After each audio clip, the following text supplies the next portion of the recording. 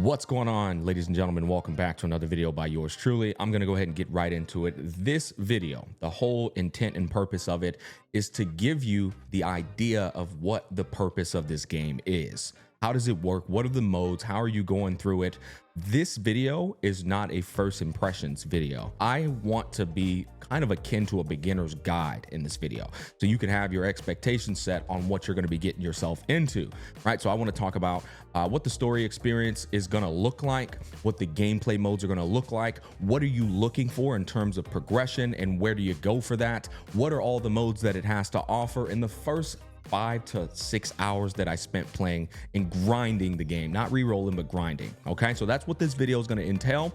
And before we get started, I want to give a huge shout out to my sponsor for sponsoring this video, Team Chaos Zero Nightmare. Thank you so much for enabling me to bring this to my community's awareness. If you guys end up liking what you see and you haven't tried the game yet, there's a link down below in the description box and the pinned comment section for you to download the game now. It does help me out a bit in terms of my analytics for future sponsors, but that's always going to be an optional thing. Without further ado, let's go ahead and get into it. Oh, real quick, the availability of platforms is going to be available on both Android and iPhone mobile devices. And then if you want to play on PC, you can download it via the Stove client, for those of you who are interested. Now, let's go ahead and talk about the story as well as the world building and the concept briefly. So Chaos Zero Nightmare is a game that has two themes. It's got a sci-fi meets horror genre theme. All right, you've got basically humans living in space because planets, and this is a multi-planetary type of world building, became uninhabitable pretty much because of the chaos. The chaos is basically the ultimate evil that everybody seems to be battling,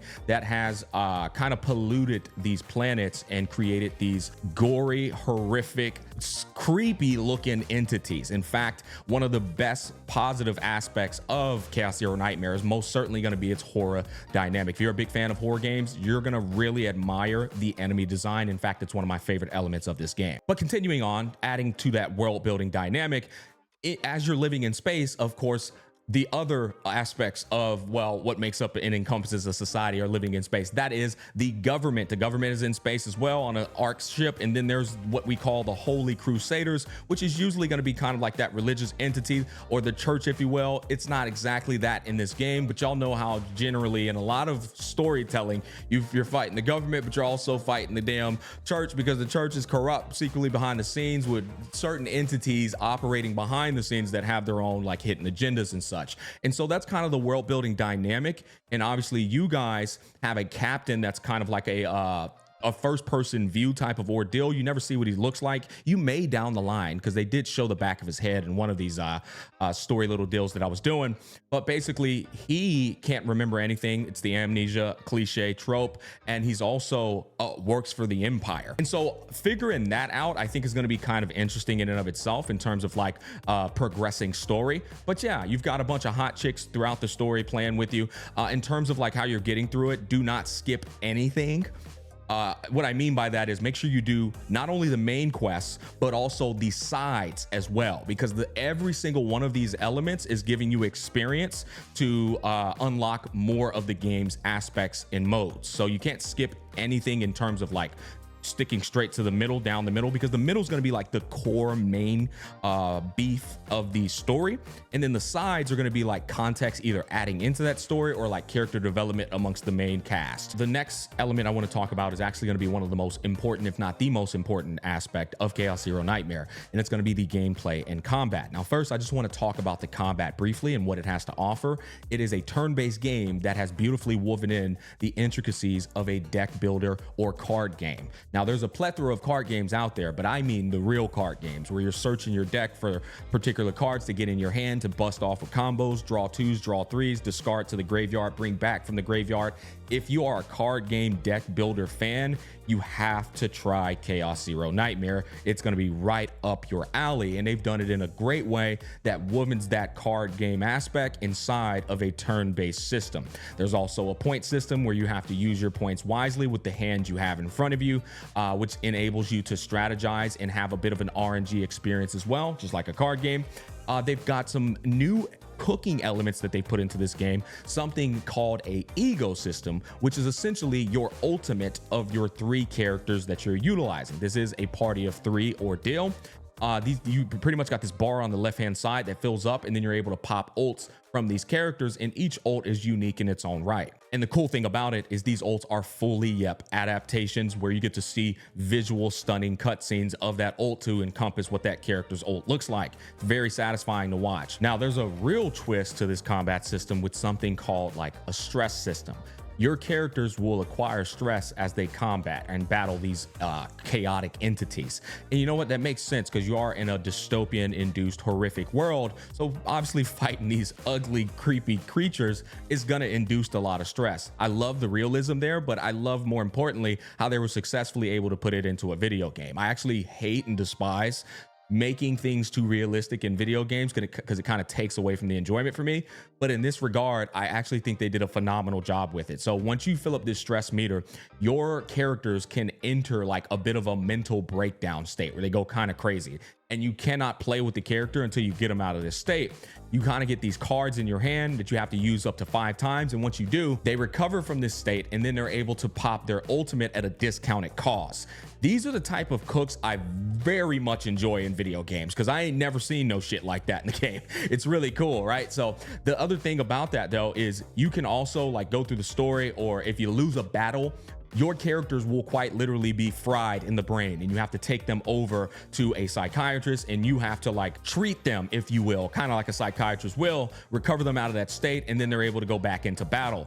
That's something that's definitely a different approach to a game, but I can appreciate it because it's innovative and it's interesting at the very least. And probably the coolest thing about all of that I just mentioned is just there's a full-blown beautiful rendition of artwork showing off what this character looks like when they go through the breakdown mode. To finish off the rest of my combat analysis though, you got a party of 3 as I mentioned before, and there is strategy involved in there. Obviously you want to have your DPS. That DPS should be favorable against the teams you're going up against. There is a bit of like a elemental system, if you will, where you want to match up the right elements to get extra damage in like tension bar, which is kind of like a break bar, if you will.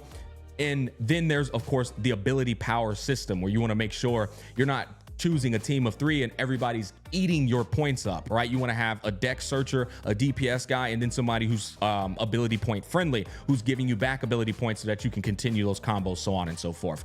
Overall and ultimately, the combat in this game for me is a 9 to 9.5 out of 10 so far. I am loving this game's combat. Okay, now it's time to talk about progression, build system, and all of the modes that the game has to offer. Let's just start off right here. Simulation is going to be your typical gacha system where you go to spend your stamina, and then you can get materials to level up your character, level up their weapon, which is called partner. It's called partner in this game, or potential to level up their innate abilities in their innate tree, which we'll go over that in a bit. And then there's combatants, of course. This is what you're going to do to get the materials to ascend them from 10 to 20, 20 to 30, so on and so forth. I still haven't unlocked memory fragments and challenges, so we'll leave that there for now.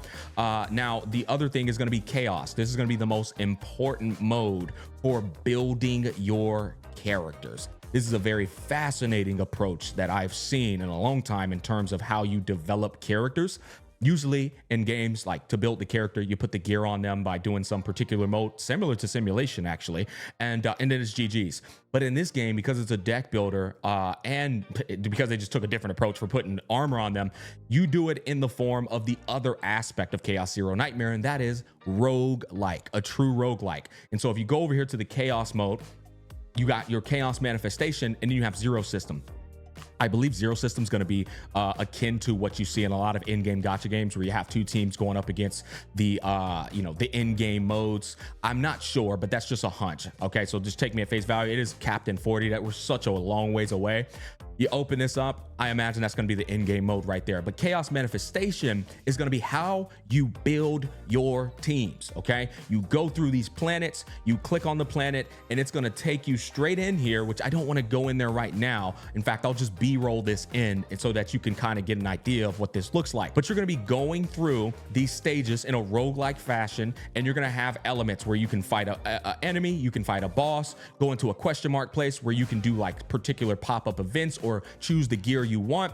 And then you're going to put this gear on your characters, and once you get that gear, it stays on the character. You save it as a loadout, and then you're able to have that build ready and available for that character in all aspects of the game. This is insane because basically this chaos mode is going to be very important to in-game builds and how you want your decks to look. It even influences the particular epiphany cards that are going to pop up as you're playing these characters in combat. This is very, very important to the building and the end game, as well as the decks and teams you're trying to like cook up when it's all said and done. Continuing on with the rest of the progression and dynamic of Chaos Hero Nightmare, we have something called Arc City. Over here, you're gonna be able to bond with particular characters. You see these little hearts here? That means you can click there, click on one of the characters, spend some time with them, send them a gift. You'll build an affinity. They even give you resource pools acquisition for this. But there's some very important things in this area. For one, no shop. This is tied in to knocking out what's called policy office. Policy office is where you're going to be like setting up particular jobs for the characters you own, and you're going to be stamping off the objectives that they do. This is going to build up happiness, administrative index, and all of this jazz, right? But the important thing about this is how many you can do. First of all of that is tied into research facility in no shop. So every time you bookmark a freaking policy office job, you get this currency. This currency can be purchased in no shop. In no shop, or I'm sorry, it can be used in no shop to purchase particular things that she offers. One of which is a very important mode in this game. It's called trauma mode. If you're into story, this mode is specifically designed for the backstories of the characters you're going to be acquiring and experiencing the worst trauma possible with them and all the things that and hardships they've kind of like went through in their lives. So it's going to be a very like dark and I guess sentimental, heartstrung mode, if you will. I'll show that to you in a bit. But this is where you're going to be buying the key from. Not only that, you also are going to be buying what's called a research node. This here is very important for your research facility. This is like your roguelike type of ordeal where you unlock abilities that aid you in Chaos Hero Nightmare. Case in point, increase your maximum number of policies. That's the job stamp thing I was telling you about. You can increase that up to a number of times, and now you can have like 10 people stamping off those things, getting more acquisition to buy from the shop, as well as getting experience too. And then over here, unlock undo current turn proto skill. This is the main pro tag. When you're going through battles, there's a mechanic where you can like rewind time because you feel like you made a bad mistake. This will unlock not undoing an action, but undoing an entire turn. Very important when you're in the chaos realm. But as you go through, it's a lot of things that's going to be unlocking in that regard. And so this is a very imperative aspect of Chaos Hero Nightmare. You want to be on top of it. Garden Cafe is going to be where you can order a cup of coffee and just get 80 stamina, no questions asked, one time per day. So you have 240 stamina at the top, and then you get another 80 on top of that. They even have a really cool mechanic, I'm sorry I can't open it right now, that allows you to store 60 stamina if you're already capped out, but you at least want to store something. And so I do like that, but ultimately you kind of want to be on top of that for getting that extra 20 for us penny pinchers. You've got Starshine Diner, where you're able to order food. This where you can get buffs. These buffs can be applicable to the chaos mode, and you most certainly will need them because it's very challenging. I'm going to be making a guide on this because I feel like there's a lot of mistakes people can make in this part. But yeah, you got the Epion Center. I don't know if I said that right. There's two modes I want to go over. Psychotherapy we went over already. That's where if your characters are cooked in the head, you come over here, you treat them, they recover. And then you've got trauma mode.